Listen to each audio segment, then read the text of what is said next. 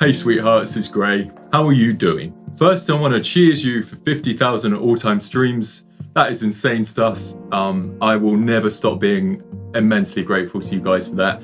Thank you so much. Today is just a quick behind the scenes of a track coming out really early next year called Red River.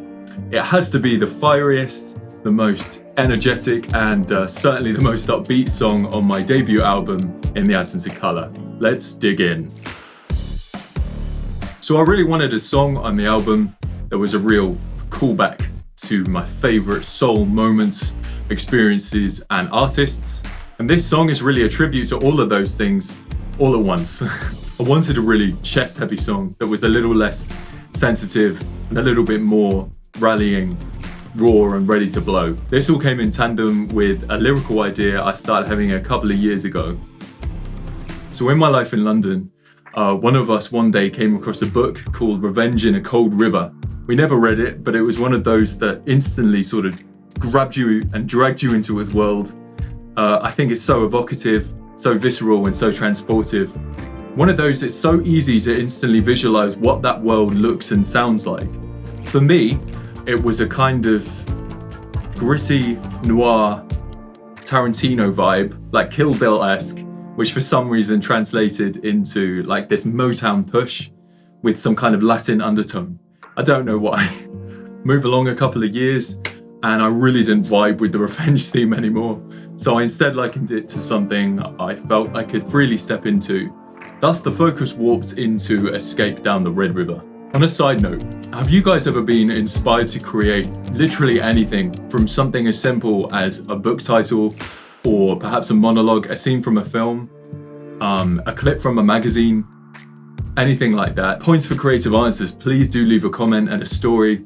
I am always fascinated about hearing how radically different people's creative processes are. This song is a great metaphor for why you should never judge a project until it's written, it's produced, it's mixed, and it's mastered. If at any of those stages you believe it's something that has potential. When I was writing this song, I thought, this is alright, it's pretty good, but it needs a great performance and production to elevate it hugely.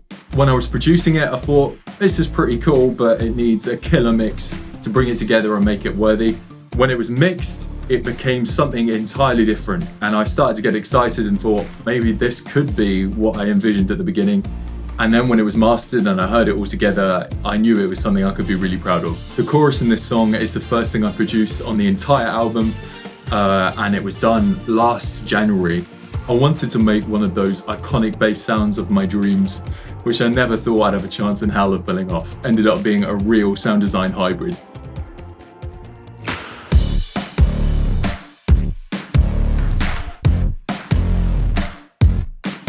It's the hyper-compressed low octave of an upright piano, mixed with the twang of an upright bass for that kind of grabbing hit factor when the note hits, merged with the dirtiest 808 I could find for that kind of grunge and fullness.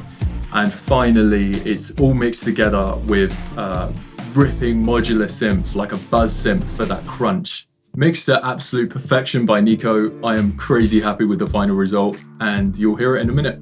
The rhythm of the bass itself is really inspired by that kind of Amy Winehouse-esque, Funk Brothers, James Jamerson, like Motown push beat drive, which I've always wanted to replicate in something. I wanted to get a tiny bit juicier with the chord progressions on this one, so there's a little jazz inflection here and there.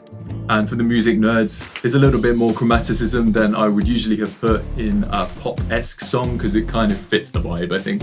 There's a shameless vocal solo just after the middle eight, because I felt it was, really in line with the kind of energy and confidence and sass of the song, and I really enjoyed belting out a few different riffs and versions of this, and generally just pushing my voice to the absolute brink for a few minutes. But my lord, did I have no voice after recording 20 versions of that. When you hear it, hopefully you'll understand.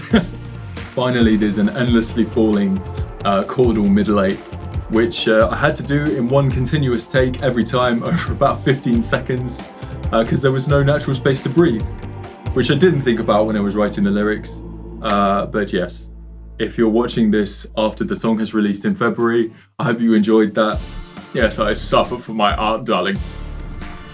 I enjoyed making this one immensely, and I'm super proud of how it turned out. So I hope you dig the short behind the scenes capture of the creation of this song, Red River.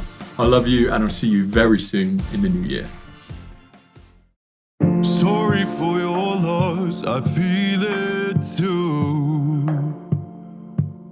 But I don't mind, I rarely turn to find myself deprived of you. I know your love could be infection.